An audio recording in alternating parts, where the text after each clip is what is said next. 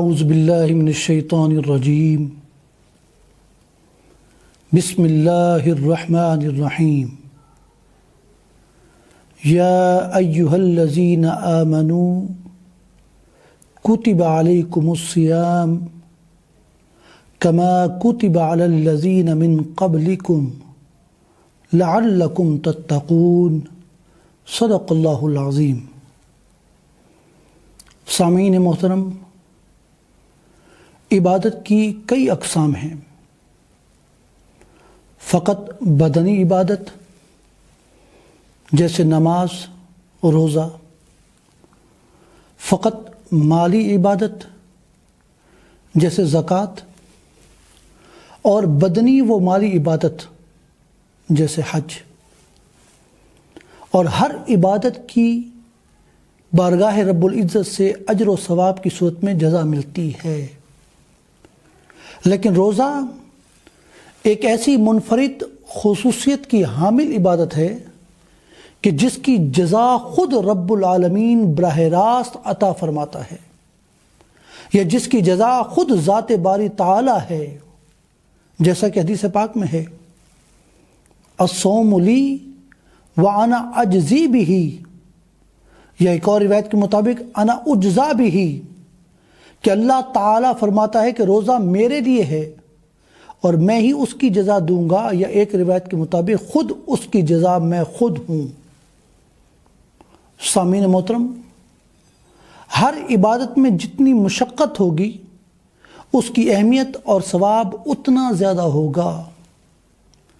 روزہ سردی کا ہو یا گرمی کا، اس کی اپنی اہمیت ہے، لیکن گرمی کے روزے اس میں مشقت بہت زیادہ ہوتی ہے، بھوک پیاس کی شدت رہتی ہے، اس لیے اس کی جزا بھی اسی اعتبار سے ہوگی۔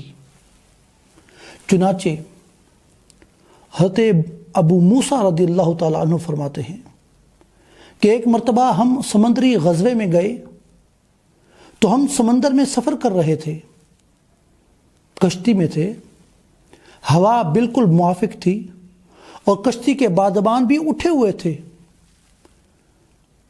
ہم نے ہاتف غیب سے آواز سنی، یا اہل السفینۃ کفو اخبرکم، کہ اے کشتی والو رکو، میں تمہیں ایک خبر دینا چاہتا ہوں۔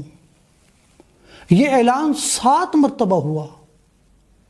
حضرت ابو موسیٰ رضی اللہ تعالیٰ عنہ فرماتے ہیں کہ میں نے کشتی کے اگلے حصے پہ جا کر آواز لگائی کہ تم کون ہو اور کہاں سے آئے ہو؟ کیا تمہیں نظر نہیں آ رہا کہ ہم کہاں موجود ہیں؟ کیا ہم اس سمندر کے درمیان میں رک سکتے ہیں؟ تو پھر آواز آئی کہ کیا میں تم لوگوں کو وہ فیصلہ نہ سناؤں جو اللہ تبارک و تعالیٰ نے کر لیا ہے؟ میں نے کہا ضرور بتاؤ۔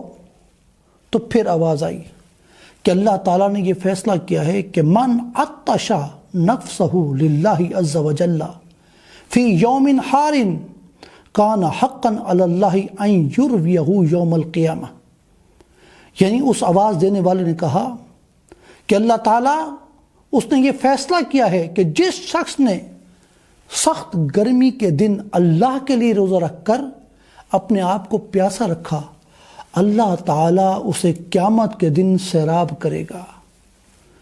چنانچہ حضرت ابو موسیٰ رضی اللہ تعالیٰ عنہ فرماتے ہیں کہ میں اس دن کے بعد سے ایسی سخت گرمی کے دنوں کی تلاش میں رہتا تھا کہ جس کی گرمی کی شدت میں انسان کی کھال جلنے لگے، تاکہ میں اس دن روزہ رکھوں اور پھر زیادہ سے زیادہ اس روزے کا ثواب حاصل کر سکوں۔